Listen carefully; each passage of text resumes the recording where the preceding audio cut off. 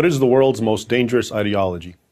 In the first part of the 20th century, the answer was fascism. First manifest in Italy in the 1920s, and then in Nazi Germany and in Imperial Japan. It took a world war and 50 million dead to stamp it out.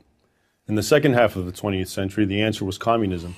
Between the Soviet Union, Mao's China, and their client states, at least 100 million people were killed in its wake. Today, the answer is Islamism, a radical and often violent form of Islam. Like fascism and communism, Islamism is totalitarian in nature. The state controls everything. Also, like fascism and communism, Islamism is inherently expansionist.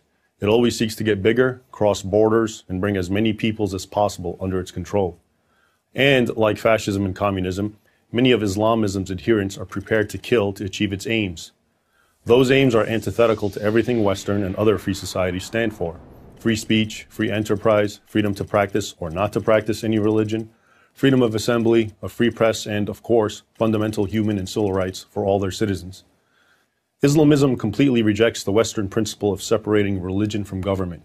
In its view, governments are legitimate only if they rule according to religious law, in Islamism's case, Sharia, Islam's extensive body of sacred laws.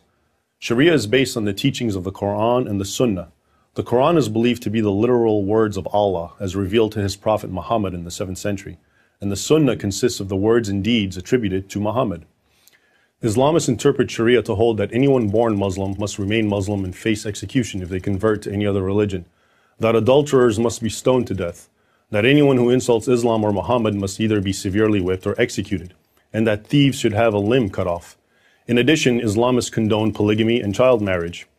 These beliefs are being put into practice right now in, among other places, Iran, the Sudan, Saudi Arabia, the Muslim parts of Nigeria, parts of Pakistan, Syria, Iraq, and Afghanistan, and wherever else Sharia has established a foothold.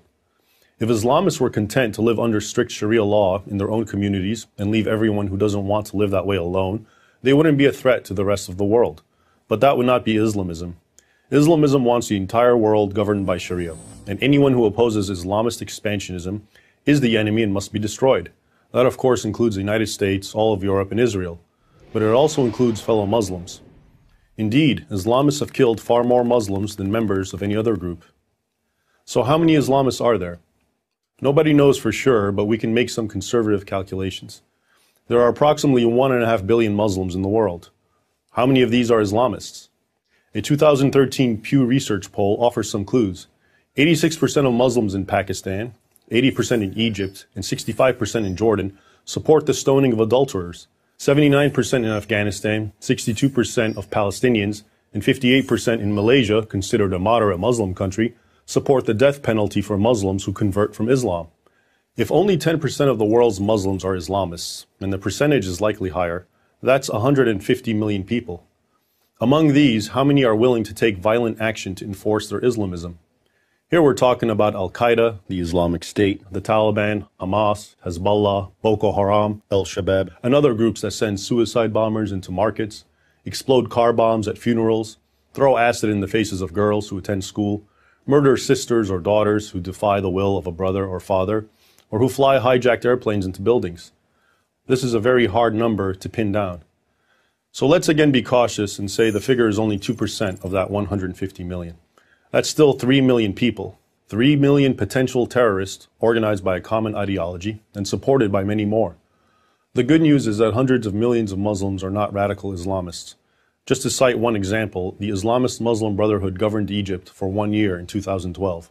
But enough Egyptians were so outraged by the Brotherhood's harsh imposition of Sharia law that they staged perhaps the largest demonstrations in human history against the Muslim Brotherhood and brought that government down. Since the beginning of the 20th century, every generation has been confronted with a lethal threat to freedom and fundamental human rights. Free people defeated the last two totalitarian threats, fascism and communism.